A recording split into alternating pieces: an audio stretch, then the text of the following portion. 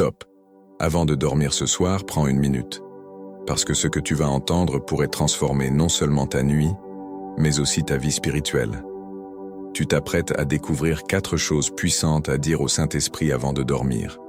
4 paroles simples, mais essentielles, qui peuvent t'apporter paix, force et clarté spirituelle. Avant d'aller plus loin, abonne-toi et active la cloche, car ces révélations vont t'accompagner nuit après nuit, et tu ne voudras pas passer à côté. Peut-être que tes nuits sont agitées, peut-être que ton cœur est lourd, que des pensées t'empêchent de trouver le repos. Mais imagine un instant, et si, avant de fermer les yeux, tu pouvais inviter le Saint-Esprit à agir en toi? Reste bien jusqu'à la fin, car la dernière parole à lui adresser pourrait bien changer ta façon de voir tes nuits et tes lendemains. Prêt à découvrir ce que tu devrais dire au Saint-Esprit avant de dormir? Alors, ouvre ton cœur et laisse-toi guider. Merci Saint-Esprit pour ta présence aujourd'hui. L'obscurité était profonde. Le vent soufflait à travers l'ouverture de la caverne, soulevant un nuage de poussière et de feuilles mortes. David s'adossait contre la paroi rocheuse, le regard perdu dans l'immensité du ciel nocturne. Chaque étoile semblait danser, comme si elle connaissait un secret que lui seul ignorait.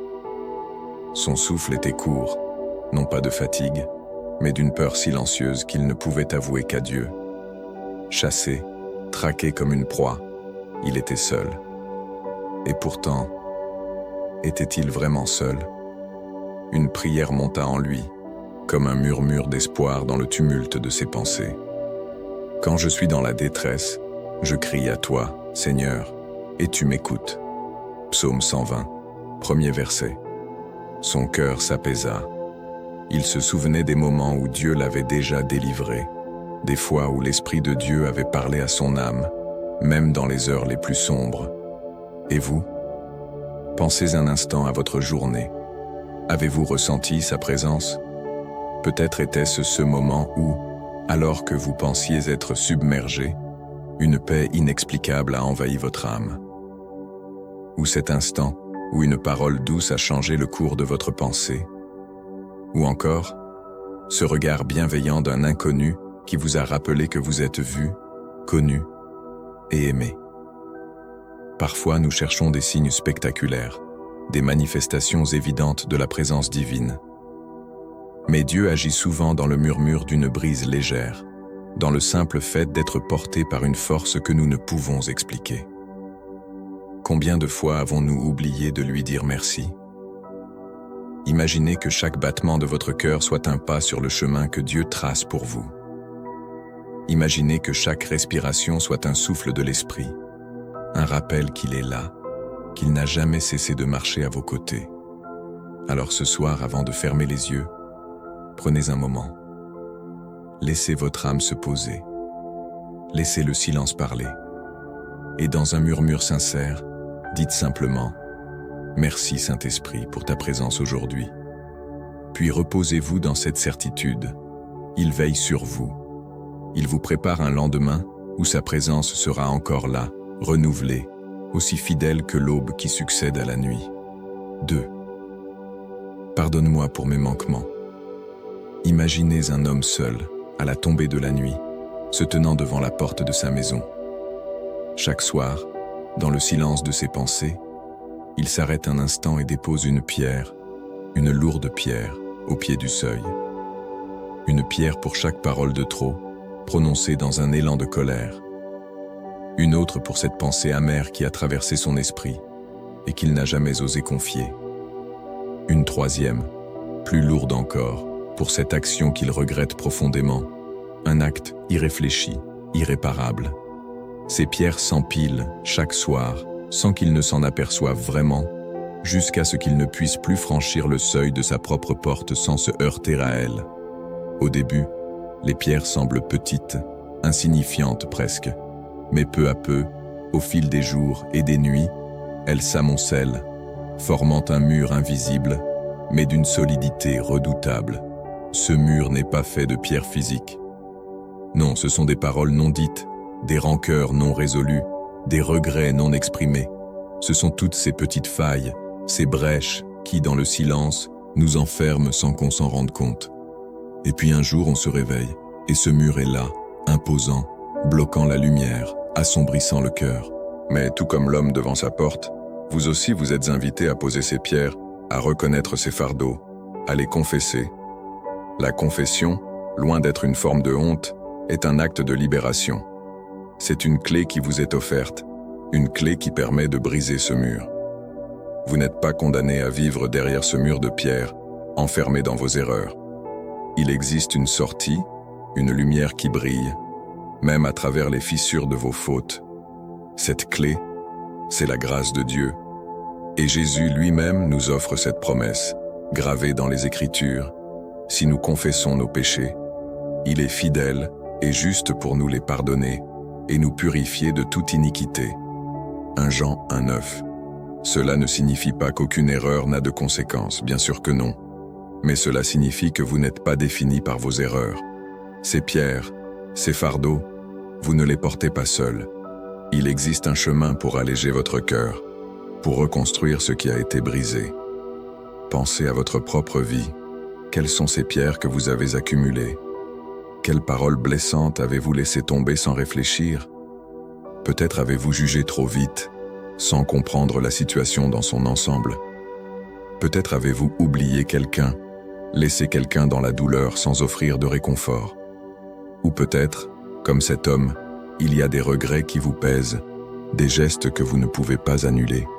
Et ces regrets, si vous ne les déposez pas, deviennent comme un mur entre vous et les autres, entre vous et Dieu. Fermons les yeux un instant. Imaginez que chaque confession que vous faites est comme une pierre que vous retirez, une pierre qui tombe doucement au sol, ne pesant plus sur votre cœur. Chaque mot prononcé dans la vérité, chaque pensée tournée vers la réconciliation, dissout une partie de ce mur invisible. Peu à peu, à chaque geste de grâce, ce mur s'effrite, se disloque. Et dans les interstices qui se forment, une lumière douce et apaisante commence à filtrer, une lumière qui n'est autre que la grâce de Dieu. C'est dans cet espace, dans ce cœur désormais ouvert, que la présence de Dieu se fait sentir. Cette lumière n'est pas une lumière aveuglante. Non, c'est une lumière douce, nourrissante, qui réchauffe et qui guérit. Elle vient pour restaurer les brèches, pour réparer ce qui a été brisé, pour offrir un nouveau commencement. Dans cet espace vide, cet espace que vous avez libéré en déposant vos fardeaux, la paix peut s'installer. La paix de Dieu, qui surpasse toute compréhension, vous envahit. La paix qui ne dépend pas de vos performances, mais de l'amour incommensurable de Dieu pour vous. Ce soir, avant de dormir, ouvrez votre cœur au Saint-Esprit. Laissez-le entrer, laissez-le balayer chaque pierre, chaque pensée lourde. Laissez-le purifier, réconcilier, restaurer. Dites simplement « Pardonne-moi pour mes manquements », car dans ce simple acte de confession, vous invitez la guérison dans votre vie. Vous ouvrez la porte à la lumière de Dieu, à sa grâce infinie. Et lorsque vous vous allongez, détendu, dans le silence de la nuit, sachez que vous n'êtes plus défini par vos erreurs, vos fautes ou vos manquements, car l'amour de Dieu est plus grand que tout cela, plus grand que vos regrets, plus grand que les pierres que vous avez portées. Il est là, tout près de vous, prêt à vous donner sa paix, une paix qui ne se laisse pas effrayer par les murs que vous avez érigés, mais qui les traverse et les dissipe un peu plus chaque jour. 3e. Remplis mon cœur de paix. Elle était là, une femme âgée, les yeux brillants de sagesse, à l'aube du crépuscule de sa vie. Un soir, alors que la lumière du jour s'éteignait lentement, elle partagea avec une voix calme, empreinte de sérénité. Chaque soir, je remets mes fardeaux entre les mains de Dieu. C'est pour cela que je dors en paix. Ces mots, si simples, résonnèrent profondément, comme une mélodie douce, une promesse apaisante. Elle savait ce que c'était que de vivre avec des fardeaux, la vieillesse, les épreuves traversées, les douleurs de l'âme. Pourtant, elle avait trouvé une forme de paix qui transcendait tout cela. Une paix qui n'était pas dépendante des circonstances, ni du poids des jours passés. Nous, aussi, portons des fardeaux. Certains sont visibles, une maladie, une perte, un échec. D'autres, plus subtils, sont invisibles mais tout aussi lourds. L'incertitude de l'avenir, les blessures non guéries du passé, les regrets enfouis qui ne cessent de faire surface. Et puis, il y a ces craintes silencieuses, ces angoisses qui, bien que nous n'en parlions pas, pèsent comme un fardeau invisible. Ces pensées qui viennent, sans prévenir, troubler la tranquillité de notre âme. Tout cela crée un poids que l'on porte sans même toujours en avoir conscience. Le cœur se fait lourd, l'esprit agité, et la paix semble se dérober à chaque souffle. Mais là, dans ce tourbillon de pensées et de doutes, il y a une invitation qui résonne. Une invitation qui nous est adressée à chaque instant, chaque jour. Jésus, dans toute sa bonté, nous offre une paix qui dépasse toute compréhension humaine. Il dit « Je vous laisse la paix, je vous donne ma paix. Je ne vous la donne pas comme le monde la donne. » Jean 14, 27. Il ne parle pas d'une paix temporaire, conditionnée par les événements extérieurs. Non. La paix de Jésus est une paix profonde, une paix qui prend racine dans le cœur, indépendamment des tempêtes qui secouent notre vie. Ce n'est pas une paix que l'on trouve dans les choses matérielles ou dans les réponses faciles aux questions de la vie. C'est une paix qui transcende le monde, une paix qui se dépose en nous lorsque nous choisissons de lui faire confiance. Qu'est-ce qui trouble votre cœur ce soir? Peut-être êtes-vous accablé par une peur persistante, une peur qui vous serre la gorge, qui vous empêche de respirer librement. Peut-être un regret qui revient sans cesse, vous rappelant ce qui aurait pu être, ce qui n'a pas été, ou peut-être une pensée qui vous hante, vous empêche de trouver le calme intérieur. Il peut s'agir d'une multitude de choses, grandes ou petites, qui vous empêchent de vivre pleinement dans l'instant présent. Fermons les yeux un instant. Ressentez ce fardeau, ces pensées, ces émotions. Imaginez-les comme des feuilles fragiles, emportées par le vent. Ces feuilles ne sont pas lourdes en elles-mêmes, mais elles s'accumulent au fil du temps, et chaque pensée, chaque angoisse, chaque regret semble alourdir le cœur davantage. Mais maintenant, imaginez que ces feuilles s'envolent, une à une, portées par une brise légère. Laissez-les partir, sans résistance. Laissez-les se dissiper dans l'air, les déposer entre les mains de Dieu. Chaque fois que vous laissez partir une de ces feuilles, vous vous allègez un peu plus. Vous n'avez pas à porter ces fardeaux seuls. Il existe une paix qui vous attend, une paix qui ne dépend pas de ce que vous avez accompli, ni de ce que vous n'avez pas fait. Elle dépend simplement de la confiance que vous placez en celui qui porte votre âme avec amour et bienveillance. Remplis mon cœur de paix. C'est tout ce que vous avez à dire. Cette prière n'est pas compliquée ni même longue. Elle est simple comme une brise légère qui effleure le cœur. Mais, dans cette simplicité, réside une puissance immense. En prononçant ces mots, vous ouvrez votre cœur à la grâce de Dieu. Vous lui permettez de venir balayer l'agitation de votre esprit, de remplir chaque espace de votre âme de sa paix. Alors, avant de fermer les yeux ce soir, peut-être est-il temps de déposer tout ce qui pèse sur vous. Peut-être est-il temps de remettre vos fardeaux, vos pensées, vos inquiétudes entre les mains de celui qui prend soin de vous. Dans cet abandon, dans cette confiance, vous trouverez la paix.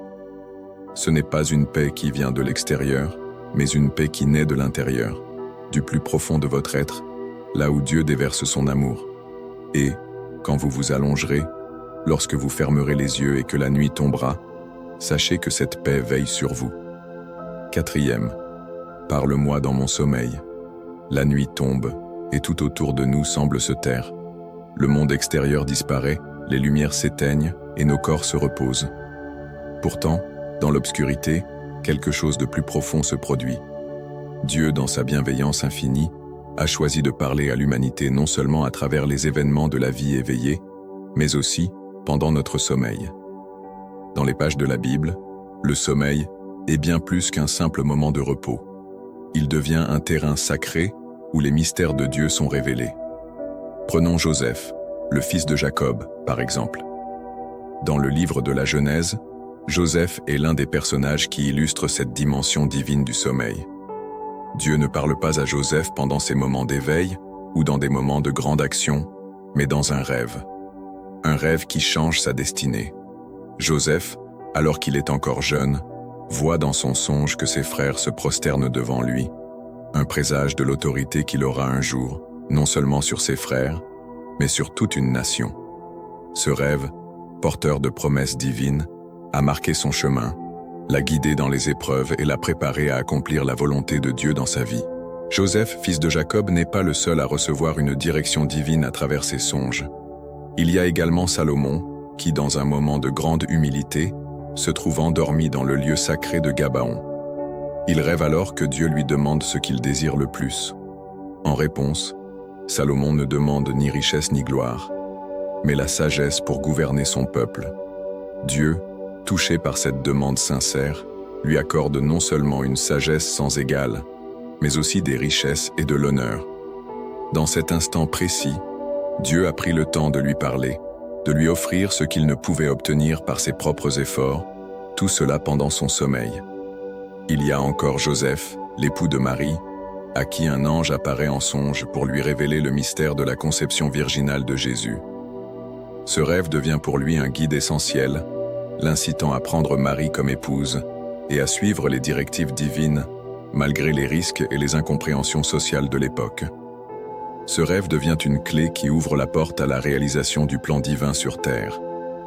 Pourquoi Dieu choisit-il de parler dans nos rêves? Peut-être que la réponse réside dans la nature même du sommeil. Lorsque nous dormons, nous cessons d'être distraits par le tumulte du monde. Nos préoccupations quotidiennes, nos peurs et nos désirs cessent de nous envahir. Le sommeil devient alors un lieu où l'âme est libre de se connecter plus directement à Dieu.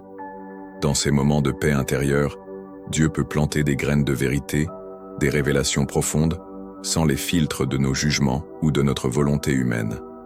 Le bruit du monde se tait et nous devenons plus réceptifs aux voix du ciel. Le psaume 127:2 nous dit « Il donne à ses bien-aimés pendant leur sommeil ». Cette simple vérité résonne profondément. Dieu, dans son amour infini, choisit d'être proche de nous-mêmes dans les moments où nous sommes les plus vulnérables, sans conscience. Il ne laisse pas la distance ou l'incompréhension humaine entraver ses desseins. Dans nos rêves, il se glisse, comme un doux murmure dans l'obscurité, pour guider nos pas, pour nous révéler des vérités spirituelles que nous n'aurions peut-être pas perçues autrement. Il y a quelque chose de profondément spirituel dans l'acte de se reposer dans les bras de Dieu, en toute confiance, même pendant notre sommeil. Lorsque nous nous endormons, nous pouvons inviter Dieu à parler. Nous pouvons demander au Saint-Esprit de nous guider à travers nos rêves, de nous révéler des vérités cachées ou de nous rassurer dans nos angoisses. Le sommeil devient un sanctuaire, un espace où nous, comme Joseph, Salomon ou Joseph le charpentier, pouvons recevoir une parole divine qui transforme nos vies. Avant de fermer les yeux, il est bon de prendre un moment pour prier, même dans la simplicité de notre cœur. Seigneur, parle-moi dans mon sommeil. Guide-moi. Si tu veux me révéler quelque chose cette nuit, je suis prêt à écouter. Cela demande une ouverture totale, une préparation à recevoir de Dieu, non seulement ce que nous voulons entendre, mais aussi ce que nous avons besoin d'entendre. Si Dieu voulait nous révéler quelque chose cette nuit, serions-nous prêts à l'écouter, même si cela défie nos compréhensions ou nos attentes? Le sommeil devient ainsi un miroir spirituel. Il ne s'agit pas seulement de repos physique, mais d'un voyage intérieur où notre âme se rapproche de l'invisible, du divin. Et parfois, dans cette obscurité paisible, Dieu nous parle, nous guide, nous transforme. Soyons ouverts à cette communication silencieuse et puissante, cette rencontre divine qui se produit dans le sanctuaire de nos rêves.